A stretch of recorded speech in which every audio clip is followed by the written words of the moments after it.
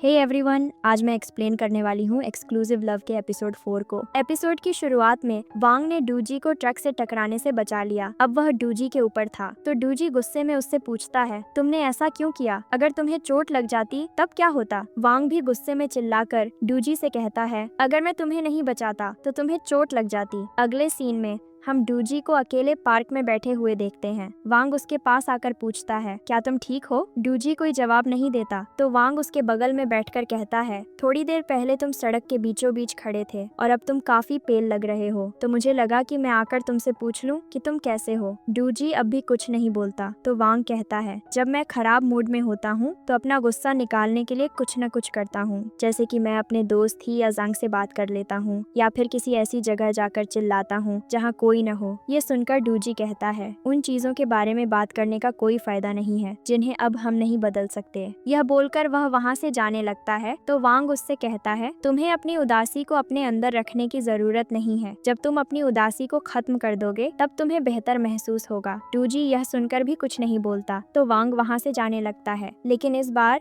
डूजी उसका हाथ पकड़कर उसे रोकता है और उसे थैंक्स कहता है। वांग उससे पूछता है, तुम किस बात के लिए मुझे धन्यवाद कह रहे हो? क्या मैंने अभी जो कहा उसके लिए? ये सुनकर डूजी अपने पास्ट की बात याद करता है और कहानी पास्ट में चली जाती है, जहाँ डूजी अपने पेरेंट्स की मौत के बाद बहुत उदास था। तब उसने वांग को पार्क में गाना गाते हुए सुना था। प्रेजेंट में वह कहता है, मुझे बचाने के लिए धन्यवाद। यह सुनकर वांग मुस्कुराता है। रात को डूजी अपने कमरे में बैठकर अपने परिवार की फोटो देख रहा था, जहां वह पास्ट के एक सीन को दोबारा याद करता है, जब उसने अपने वॉलेट में एक कॉन्सर्ट टिकट देखा था। वह अपने भाई से पूछता है, मेरे वॉलेट में ये टिकट क्यों है? तो उसका भाई कहता है, तुम आजकल बहुत मेहनत कर रहे हो, इसलिए तुम्हें रिलैक्स करने की जरूरत है। यह सुनकर डूजी कहता है, तुम्हें आराम की जरूरत है, न कि मुझे। यह कहकर वह उस टिकट को टेबल पर फेंक कर जाने लगता है तो उसका भाई कहता है, मैं चाहता हूँ कि तुम पहले जैसे हो जाओ। मुझे पसंद नहीं है कि तुम अब रोज बस काम करते हो और एक दुखी जिंदगी जी रहे हो। तो डूजी कहता है, तुम्हारी देखभाल करना मेरी जिम्मेदारी है। उसका भाई कहता है, लेकिन वह एक्सीडेंट तुम्हारी वजह से नहीं हुआ था और ऐसा नहीं है कि मैं अपनी जिंदगी तुम्हारी वजह से अच्छे से नहीं जी पा रहा हूँ। तुम ये सारी जिम्मेदारी क्यों ले रहे हो? ये कहते ही उसके भाई के दिल में दर्द होने लगता है। वह डूजी से नाराज था, इसलिए वह अपनी दवा भी नहीं लेता। प्रेजेंट में वांग अपने आप से बोल रहा था, डूजी के साथ ऐसा क्या हुआ है? यह कहकर वह अपने इंस्टाग्राम की तस्वीरें देखने लगता है, जहां वह अपने भाई यिंग की फोटो देखकर कहता है, मैं जानना चाहता हूं कि तुम्हें क्या हुआ है। अगली सुबह वह डूजी के लिए चाय बना रहा था और डूजी पीछे से उसे देख रहा था। जब वह उस चाय का कप डूजी को देता है तो वे दोनों काफी क्लोज थे। ये देखकर वांग को डूजी की एक कही हुई बात याद आ जाती है, जब डूजी ने उससे कहा था, तुम्हारे दिल में चाहे मेरे लिए कैसी भी फीलिंग्स हो, मैं तुम्हारे लिए कुछ भी महसूस नहीं करता हूँ। मैं यह सब इसलिए कर रहा हूँ ताकि तुम जल्दी से अपने फैमिली बिजनेस को टेक ओवर कर लो। प्रेजेंट में डूजी उस चाय को पीकर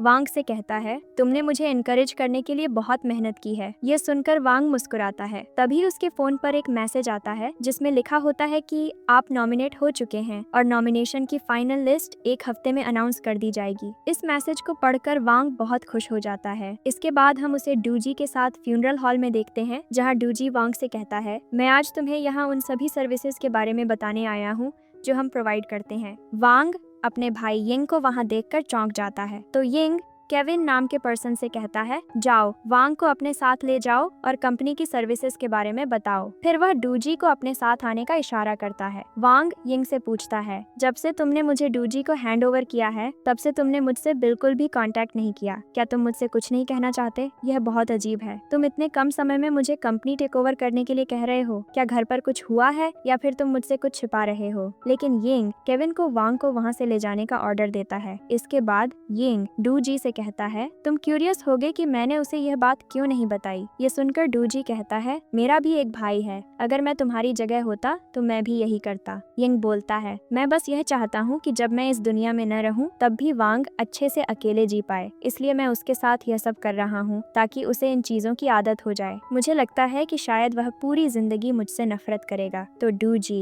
यिंग से कहता है, वह समझ जाएगा कि तुमने उसके साथ ऐसा क्यों किया। बहुत सारे लोग इस कंपनी को हथियाने के लालच में बैठे हैं, इसलिए अभी हम तुम्हारी बीमारी के बारे में डिस्क्लोज नहीं कर सकते हैं। यिंग कहता है, मुझे अपने भाई पर भरोसा है, चाहे भविष्य में कुछ भी हो वह सब कुछ संभाल लेगा। दूसरी तरफ वांग अपने आप से बोल रहा था, मुझे नहीं पता था कि डूजी इतना लॉयल है। तब तक डूजी भी वांग के लिए वहाँ पानी की बोतल लेकर आ जाता है। वांग पानी पीकर कहता है, मैं इस तरह अपने गुस्से को ठंडा करता हूँ, लेकिन जैसा तुमने कहा, हम हकीकत को तो नहीं बदल सकते। मैं अपने भाई का अच्छा भाई नहीं हूँ, सही कहा ना? ये सुनकर डूजी कहता है, फ्यूनरल डायरेक्टर का काम यह होता है कि वह लोगों के दिलों को समझे। जो इंसान मर चुका होता है, उसकी फैमिली के हर शब्द को वह गहराई से महसूस करता है कि सच में वे फ्यूनरल डायरेक्टर से क्या चाहते हैं। यह सुनकर वांग कहता है, क्या तुम्हारे कहने का मतलब यह है कि मैं अपने भाई को ठीक से नहीं जानता? डूजी कहता है, तुम्हें दूसरों की भावनाओं को सुनना सीखना होगा। वे भावनाएं जो तुम्हें अपने कानों से नहीं बल्कि अपने दिल से महसूस करनी होंगी। वांग बोलता है, मेरे दिल में मेरा भाई एक सुपरमैन की तरह है। मेरे डैड इस दुनिया से चले गए हैं और मेरी मॉम भी मुझे छोड़कर चली गई हैं। आज तक सिर्फ मेरे भाई ने ही मेरी देखभाल की है। वह अपने काम में इतना व्यस्त रहता था कि सिर्फ दिन में 4 घंटे ही सो पाता था। वह सुबह जल्दी उठकर मेरे लिए नाश्ता तैयार करता था, फिर मुझे स्कूल छोड़ने जाता था। वह सच में मेरी बहुत केयर करता था। वह डूजी से पूछता है, मेरे भाई के साथ कुछ हुआ है? ये सुनकर डूजी पास्ट के एक सीन को याद करता है, जहाँ यिंग ने उसे अपनी मेडिकल रिपोर्ट दिखाते हुए कहा था, मुझे 4th स्टेज लिवर कैंसर है,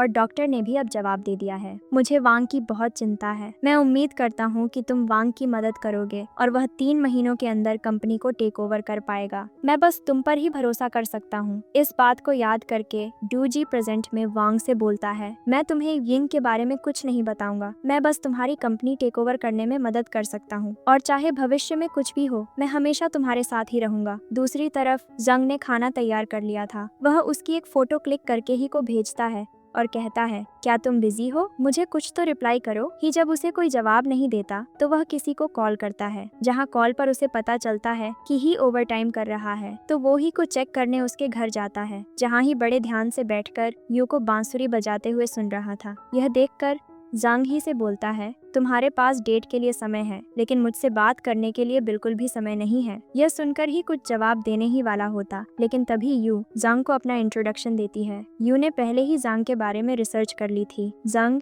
ही से कहता है, मुझे तुमसे कुछ बात करनी है, लेकिन ही उससे कहता है, अगली बार बात करेंगे, अभी मैं यू के साथ डिनर पर जा रहा हूँ। यू जांग से कहती है, क्या तुम हमें ज्वाइन करना चाहोगे? जांग कुछ भी जवाब नहीं देता। इसके बाद हम ही और यू को चलते हुए देखते हैं, जहाँ जांग उनके पीछे पीछे चल रहा था। यू ही की तारीफ करते हुए कहती है, तुम बहुत क्यूट हो। ये सब चल ही रहा था कि तभी यू की हील टूट जाती है, तो यू अपने सैंडल्स उतारकर नंगे पैर चलने लगती है। तो ही भी ऐसा ही करता है। ये सब उनके पीछे चल रहा जंग भी देख रहा था। यू ही से कहती है, क्या तुम्हारे दोस्त को तुमसे कोई जरूरी बात करनी है? वह कब से हमें फॉलो कर रहा है। यह सुनकर ही मुड़कर जेंग से बोलता है, मेरे पास सच में तुम्हारे लिए टाइम नहीं है, इसलिए तुम अकेले ही वापस चले जाओ। यह बोलकर वह यू के साथ डिनर पर चला जाता है। जांग को यह बात बहुत बुरी लगती है। वह अकेले ही घर जाकर अपना बनाया हुआ खाना अकेले ही खाने लगता है। वह अपने आप से कहता है, ही तुम इतने ज्यादा क्यों बदल गए? अगले दिन डूजी वांग को उसके कपड़े उतारने के लिए कहता है। वांग अपनी शर्ट उतारकर कहता है, यह बहुत अजीब लग रहा है, क्या हमें सच में यह सब करने की जरूरत है? यह सुनकर डूजी उससे पूछता है, क्या तुम एक डेड बॉडी को देखने के लिए तैयार हो? वांग को वैसे भी डेड बॉडी से बहुत डर लगता है,